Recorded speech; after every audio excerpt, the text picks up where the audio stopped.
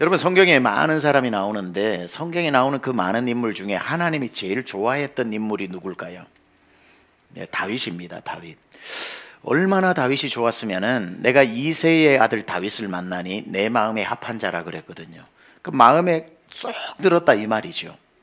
아니 도대체 다윗은 왜 이렇게 하나님의 마음에 합하고 특별히 하나님이 다윗을 이토록 좋아하셨을까? 이유가 있을까요? 이유가 있습니다.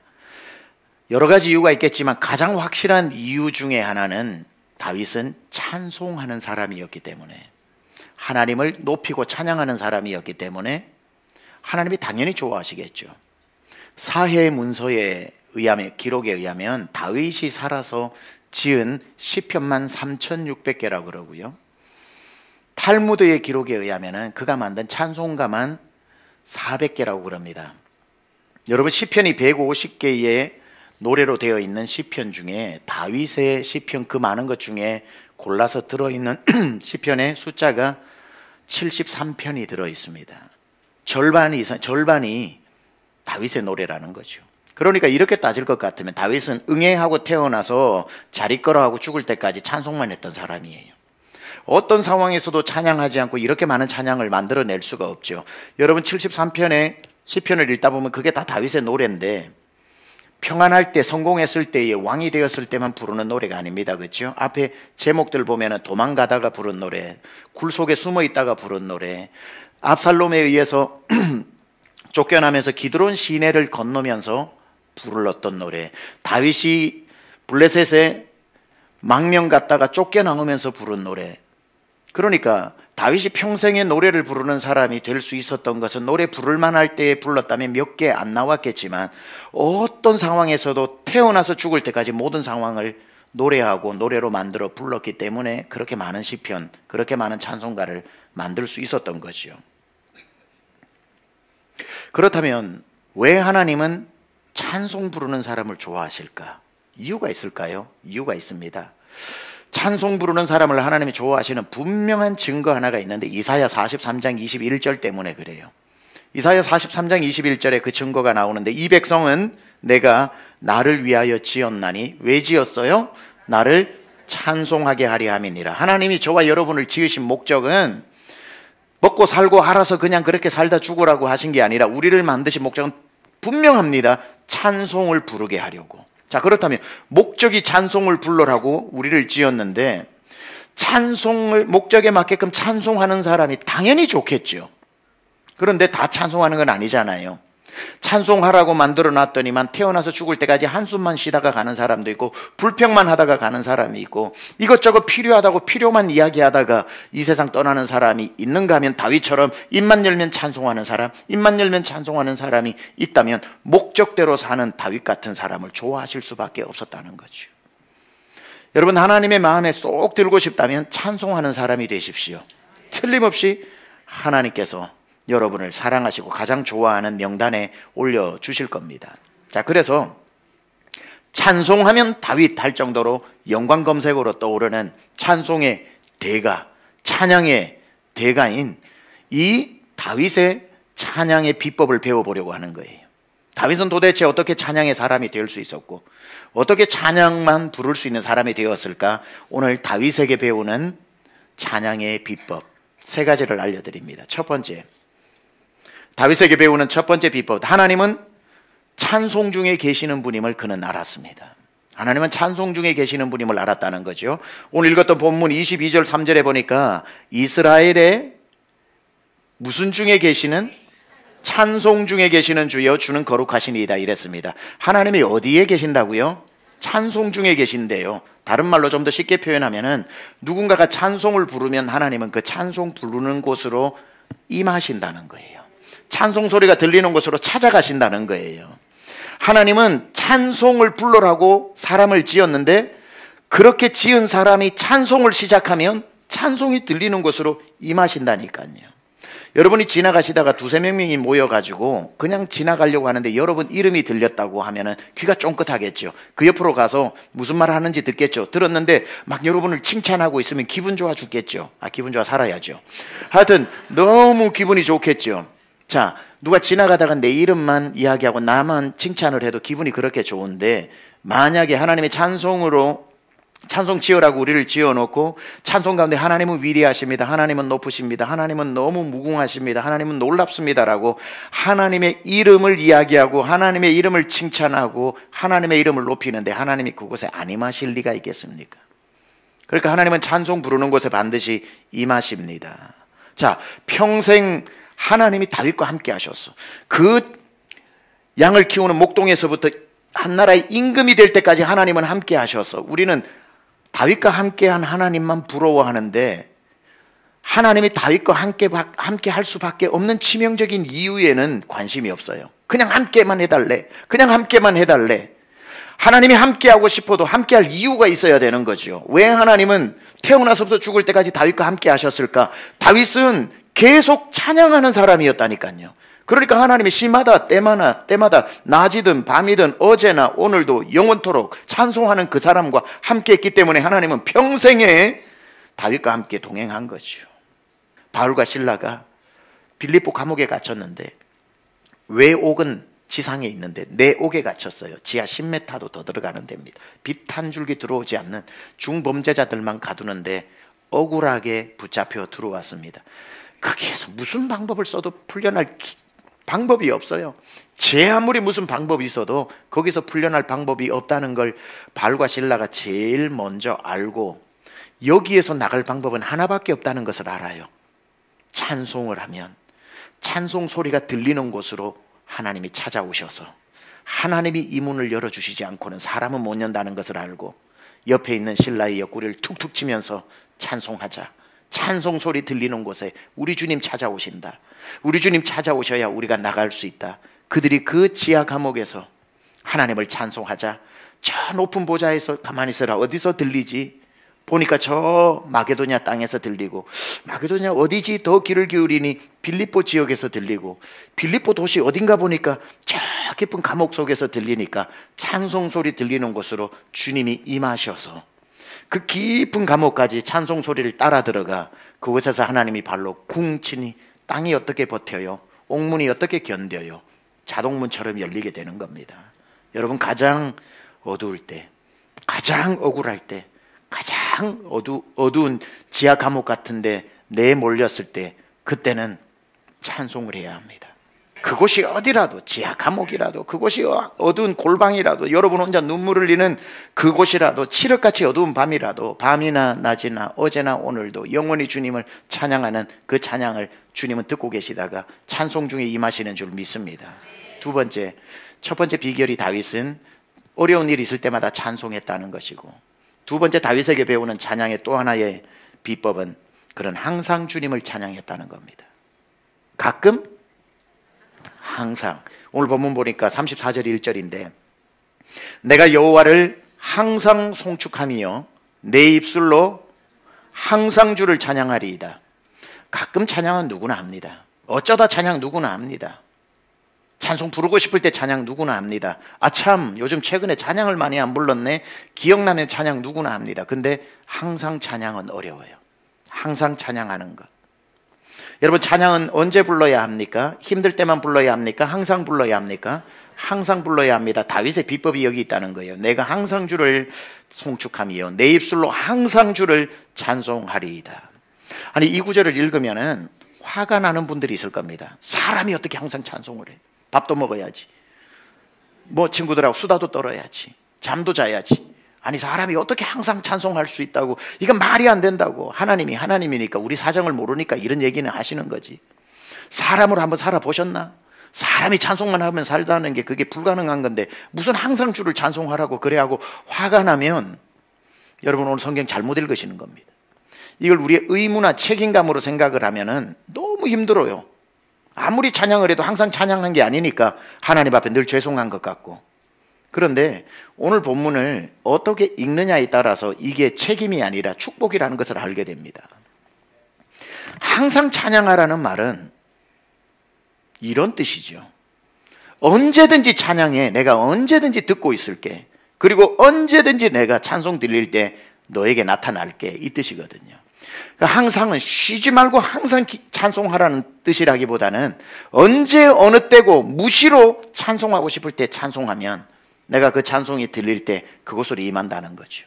또한 항상 찬송하라는 이 말이 부담이 아니라 축복일 수밖에 없는 것은, 여러분 찬송을 할 때는 기본적으로 감정이 응답받고 해결되고 복받았을 때 나오는 게 찬양 아닙니까? 그렇죠? 그런데 항상 찬송하라고 하는 것은 감을 잡아야죠. 무슨 감을 잡습니까? 지금은 내가 이 일 때문에 울고 있지만, 이 일 때문에 입이 이만큼 나와 있지만, 이 일 때문에 하나님 앞에 서운해 있지만, 이 일 때문에 불만이 사람에게 있지만, 하나님은 그런 내 상황을 모르는 게 아니고 아시는데도 찬송해, 그래도 항상 찬송해라고 말할 때는 감 잡아야죠. 무슨 감을 잡아야 되죠? 아, 이거 하나님이 찬송할 일로 바꾸어 주시나 보다. 아, 내 인생에 불만할 일이 없구나, 불평할 일이 없구나, 내가 입이 나올 이유가 없구나. 조금만 기다리면 다 모든 것이 합력해서 선을 이루고 내 입에서 결국은 찬양을 하나님 받아내시겠구나. 두 가지 의미가 있다니까요. 언제든지 찬송해, 언제든지 듣고 도와줄게, 언제든지 찬송하고 항상 찬송해. 그게 항상 찬송 부를 일로 바뀔 테니까. 그걸 다윗이 알았기 때문에 나는 언제나 시간 따지지 않고 환경 따지지 않고 장소 따지지 않고 항상 주를 찬송한다고 이야기합니다. 그래서 여러분, 찬송은 찬송할 수 있을 때 하는 게 아니라 찬송할 수 없을 때 찬송해야 하고, 때를 얻든지 못 얻든지 찬송해야 하고, 어려울수록 찬송해야 하고, 찬송은 어둠을 물리치고 찬송은 어둠 속에서 우리를 건져내는 보물인 것입니다. 구원의 은혜, 생명의 말씀, 이 영광의 찬양, 이 보물, 우리를 살려내는 찬송 말이죠. 그러니까 찬송은요, 여러분이 어떤 상황을 찬송할 수 있게 하려면 어떤 상황을 해석해내는 능력이 중요한 겁니다. 남들은 이 어떤 상황을 만났을 때 찬송할 일이 하나도 없어서 울상을 하지만 찬송할 이유를 찾아내면 모든 것에 찬송의 이유가 있어요. 저는 여러분에게 그 눈이 열리기를 축복합니다. 다윗이 얼마나 고난을 겪은 사람입니까?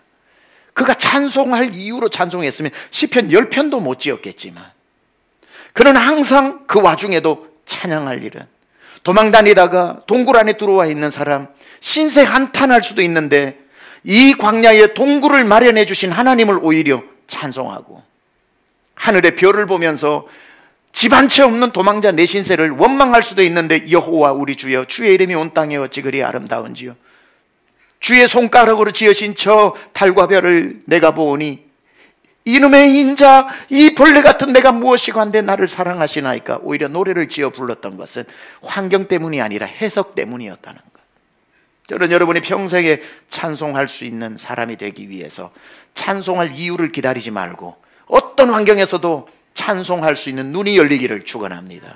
사실 우리가 찬송하고 싶을 때 찬송한다면요, 인생에 몇 번 노래를 부르겠습니까마는, 성경에 보니까 찬송은 찬송할 수 있을 때 불렀다는 기록이 별로 안 나와요. 성경에 찬송을 불렀다는 기가 막힌 이야기는 항상 감옥에 갇혔을 때 찬송을 했고, 전쟁이 일어났을 때 찬송했고, 기가 막힌 웅덩이와 수렁에 빠졌을 때 찬송했다라고 하는, 도무지 생각해서는 찬송할 수 없는 중에 찬송을 한 게 성경에 훨씬 많이 나오는 거예요. 목사님 지금 찬송할 상황이 아니에요. 그런 마음이 아니에요. 그럴 처지가 아니에요. 성경은 그럴 때 찬송한 얘기만 나온다니까요. 아람 군대 연합군으로 쳐들어왔는데 전쟁이 일어났는데 무슨 찬양을 해요? 근데 찬양을 여호사밧 임금이 하기 시작을 하니까 찬송 중에 임하시는 주님이 그 찬송 가운데 임해서 대신 아람 군대 연합군과 싸워주셔서 승리하게 하시고, 수렁에서 빠졌는데 무슨 찬송을 합니까? 근데 새 노래로 찬송을 하니까 하나님의 손이 나타나 건져주시고, 감옥에 억울하게 들어갔는데 무슨 찬송이 나옵니까? 찬송했더니만 그 감옥 바닥까지 찬송 들리는 곳으로 찾아와 하나님 건져내 주셨기 때문에, 찬송은 상황 보고 하는 게 아니라 밤이나 낮이나 어제나 오늘도 항상 찬송을 하면 여러분도 평생의 찬송의 사람 될 줄 믿습니다. 다윗은 찬송 중에 하나님의 능력이 임한다는 걸 알았고, 그리고 항상 그래서 찬송하며 살았던 사람이고, 세 번째 다윗에게 배우는 찬송 하나는 새 노래로 찬양하며 살았다는 겁니다. 새 노래로 찬양을 했다. 시편 40편 3절 같이 한번 읽어봅니다. 시작. 새 노래 곧 우리 하나님께 올릴 찬송을 내 입에 두셨으니 많은 사람이 보고 두려워하여 여호와를 의지하리로다. 아멘. 새 노래, 뉴송, 새 노래 곧 우리 하나님께 올릴 찬송을 내 입에 두셨으니 이렇게 나오는데, 다윗은 언제나 새 노래를 불렀던 사람입니다. 새 노래. 자, 여러분 새 노래로 찬양하시기 바랍니다. 아멘은 하시겠지만 참 곤란합니다. 왜냐하면 내가 아는 곡이 몇 곡 안 되는데 무슨 새 노래로 부른가? 여러분이 예배하러 오셨다가 계속 열받으시는 게 뭐죠? 모르는 찬송만 부를 때. 여러분 화나시잖아요. 또 모르는 거 무슨 신곡 발표회야? 이건 뭐야? 좀 아는 거 좀 부르면 어때가지고 매주마다 모르는 거 나오니까 이거는 뭐 따라 부르기도 못하겠고 박수도 못 치겠고, 좀 알 것 같으면 새 곡 또 나오고 새 곡 또 나오고 해가지고, 여러분 새 노래는 부르기는커녕 새 노래가 열받게 하는데, 여러분 새 노래로 어떻게 하나님을 찬송을 합니까? 한 곡 외우기도 힘든데 매일 새로운 노래로 어떻게 부르냐 이 말이죠. 그러니까 이 노래는 매일 새로운 노래를 만들어 부르라는 뜻이 아니라, 여기서 말하는 새 노래는 똑같은 곡을 10,000번을 불러도 좋으니까 새 마음으로 불러라는 거죠. 새로운 마음으로, 새로운 마음으로, 늘 새로운 마음으로, 처음 부르는 것처럼, 그 설레임으로, 그 감격으로, 그 은혜로. 나 같은 죄인 살리신을 불러도 10,000번을 불러도 부를 때 내 가슴이 설레는 그 감격으로 부르면, 하나님은 그게 야 어제 불렀던 거 또 부르냐가 아니라 새로운 마음으로 부르는 건 새로운 곡으로 들으신다는 거죠. 여러분 하나님께 여러분 찬송을 할 때 새 마음으로 새 노래로 올리시기 바랍니다. 여러분 여기서 잘 들으셔야 되는 게요, 찬송 중에 하나님이 임한다고 해서 착각하시면 안 되는 게, 찬송 부른다고 무조건 다 임하시는 건 아니라는 걸 알아야 됩니다. 하나님이 안 임하시는 찬송도 있습니다. 다른 표현을 해볼까요? 하나님 싫어하시는 찬송도 있습니다. 하나님이 무조건 찬송하는데 자동 출동하시는 게 아닙니다. 찬송 불러 드릴게요 하고 부르면 하나님은 할 수 없이 약속 지켜 오시는 게 아니라 이거예요. 그 사람 찬송 아니라도 전 세상의 금보다 아름다운 찬송을 고난 중에, 어려움 중에, 어둠 속에서도 부르는 보화와 같은 찬송 부르는 노래가 얼마나 많은데, 그곳으로 임하셔도 하나님 들을 찬송 쌓이고 쌓였는데 하나님이 모든 찬송을 다 받고 그곳으로 임하시는 거 아니다 이 말이죠. 하나님 싫어하시는 찬송이 있어요. 어떤 찬송인지 알려드립니다. 절대로 이 찬양은 부르지 마세요. 성의 없이 부르는 찬송, 습관으로 부르는 찬송. 하나님은 대충 습관으로 입버릇처럼 그냥 부르는 찬송, 마음으로 부르지 않고 입으로만 부르는 찬송, 하나님은 그 찬송까지도 받으시기 위해 오시지는 않습니다. 죽을 때까지 여러분 그 마음으로 부르면 한 번도 그 찬양이 하나님 안 찾아오십니다. 익숙한 찬양 부르면서 이 찬양이구나, 이 찬양이구나 하면서도 머릿속에는 아이고 마치고 난 뒤에 뭐 먹을까, 그러고는 고등학교 3학년 때 걔는 지금 어디서 살고 있을까, 그리고는 할까 하면서 아무리 입으로는 부르고 있어도, 아니요, 그 찬양에는 하나님 임하실 이유도 없고 오히려 하나님이 싫어하십니다. 저는 여러분의 찬양이 평생에 수백 번 수천 번을 불러도 부를 때마다 마음을 정갈하게, 하나님 진심으로, 처음 부르는 설레임으로, 마치 처음 내가 만들어서 부르는 것처럼 하나님 앞에 올려드리는 그 새 마음에서 새 노래가 나온다는 거죠. 저는 여러분의 찬양이 언제나 이 마음의 찬양이, 예배 나올 때나 집에 있을 때나 걸어갈 때나 무슨 찬양을 불러도 그냥 부르는 게 아니라 마음부터 새롭게 불러야겠다, 새 마음으로 올려드려야 되겠다. 그러면 그때마다 그곳에 임하시는 거예요. 그때마다 하나님이 그 찬양을 좋아하셔서 임하시는 겁니다. 자, 그런데 새 노래라고 하는 것은 새 마음으로 부른다는 뜻도 있지만, 새 노래라고 하는 것은 이럴 때가 있습니다. 나는 수천 번 불렀지만 못 들어본 사람에게는 새 노래가 되겠죠. 나는 익숙한 찬양인데 못 들어본 사람에게는 처음 듣는 노래로 불러라고 하는 게 무슨 뜻이냐면, 오늘 본문을 보다 보면 40절 3절에 새 노래 곧 하나님께 올릴 찬송을 내 입에 두셨으니 해서 새 노래 새 마음으로 부르는 건 알겠는데, 그 노래를 부르는데 이상한 일이 일어나요. 많은 사람이 보고 두려워하여 여호와를 의지하게 되었다 그러거든요. 내가 찬송하는 것 때문에 그들이 하나님을 두려워하다 못해 하나님을 믿게 되었다는 거예요. 자, 이 40장의 이 배경이 뭐냐면 다윗이 적은 시편인데, 이 40편에는 다윗을 죽이기 위해서 광야에 웅덩이를 파놨어요. 구덩이를 파놓고 그 위에 몰래 이제 나뭇가지를 해서 맨 땅인 것처럼 만들어 놨다가 그 밑에 한번 들어가면은 이것이 구덩이가 아니라 물이 있어서 수렁이라서 허우적거릴수록 이제 진흙 속으로 들어가는 그걸 만들어 놓은 겁니다. 그리고는 나무 뒤에 숨어가지고 다윗이 걸리나 보고 다윗이 죽어가는 것을 감상하기 위해서 적군들이 숨어 있었던 데인데 다윗이 거기 빠진 거예요. 거기에 빠져가지고 허우적 거리고 있을 때에 사람들은 생각했겠지요. 가슴에 왔을 때 허우적거릴 때, 턱 밑에 왔을 때 허우적거릴 때, 이제 마지막 입술 밑에까지 왔을 때, 마지막 호흡이 있을 때 사람들이 이랬을 겁니다. 네가 하나님 그렇게 사랑해? 네가 하나님 그렇게 좋아했어? 평안할 때나 잘 나갈 때나 하나님 좋아했지, 결국 끝까지 안 도와주고 끝까지 네가 여기에 파묻혀서 죽을 때 마지막 말은 하나님 분명히 원망할 걸. 이게 세상의 언어예요. 세상이 하나님 부르다 끝까지 안 도와주면 마지막에는 하나님 원망하게 되잖아요. 그러니까 사람들은 팔짱을 끼고 그 풀 뒤에서 나무 뒤에서 보는 겁니다. 네가 아무리 다윗이라도 마지막 호흡 때는 하나님 이건 아니잖아요 하고 마지막 일성을 원망으로 할 거다. 이게 세상에게 익숙한 노래예요. 그런데 그 마지막 딱 남은 호흡을 가지고 다윗이 이렇게 고백을 하는 겁니다. 하나님, 이제 제 호흡이 마지막 한 번밖에 안 남았네요. 하나님, 내 인생의 마지막 호흡을 원망이라는 단어로 끝을 낼 수는 없지요. 내 마지막 호흡은 찬송으로 끝내고 싶어요. 하나님, 내게 입을 10,000개를 주셔도, 10,000입이 내게 있어도 그 입 다 가지고 내 구주 주시는 총을 늘 찬송할 겁니다 하고 그가 원망이 아닌 찬송을 했으니 그를 지켜보는 사람은 수도 없이 들었던 노래는 마지막에 원망하는 것이었는데 마지막에 찬송하는 사람은 처음 들었으니 그들의 귀에는 새 노래인 거죠. 놀라 두려워지는 겁니다. 뭐지? 죽는데도 찬송을 하니 저건 뭐지? 그러면 진짜 하나님이 있는 거잖아. 죽음 앞에서도 고백한다면 진짜 그 사람이 저렇게 부르짖었던 하나님이 계시는 거잖아. 와, 하나님이 계신가 보다, 두렵도다 하고 하나님을 의지하고 믿게 되는 것.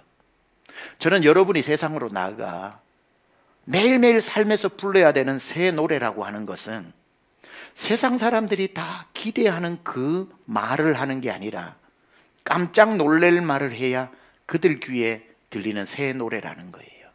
여러분이 원망할 때 원망하고 한숨 쉴 때 한숨 쉬면 사람들이 비웃습니다. 왜냐하면 그럴 줄 알았지. 네가 교회 열심히 다니고 믿음 좀 좋은 척해도 힘들어지면 예수 믿는 너나 안 믿는 나나 원망하는 건 똑같잖아. 뭘 그렇게 열심히 교회 다녀? 하나도 안 놀랍니다. 하나도 안 무서워합니다. 그런데 그럴 줄 알았는데 여러분 입에 찬송이 나오고 감사가 나오고 여러분 입에서 하나님을 높이는 말이 나오면 사람들은 새로워 보이는 겁니다. 뭐지? 하나님 계신가 보다. 하나님을 두려워하고 의지하게 되는 거죠. 저는 여러분이 어떤 상황에도 새 마음으로 하나님께, 새 노래로 사람들께 그 노래를 부르는 그곳에 하나님이 그 사람에게 마지막 호흡으로 다윗이 찬송을 하니까 하나님의 손이 나타나서 나를 반석 위에 세우시고 반석 위에 건져 주시더라는 거죠. 찬송, 새 노래 진심으로 부르는 찬송에는 하나님의 능력이 나타납니다. 저는 여러분의 찬양이 늘 새로운 마음 되기를 원합니다. 이 땅에서 부지런히 시마다 때마다 찬송 연습하셨다가 주님 앞에 서는 날 한 번도 내가 부르지 않고 이 날을 위해 아껴놓은 더 좋은 노래, 이후에 천국 올라가 더 좋은 노래의 현장에 여러분 모두 서서 우리 주님 앞에 찬송하는 날까지 매일매일 찬송의 삶을 살아낼 수 있기를 주님의 이름으로 축원합니다.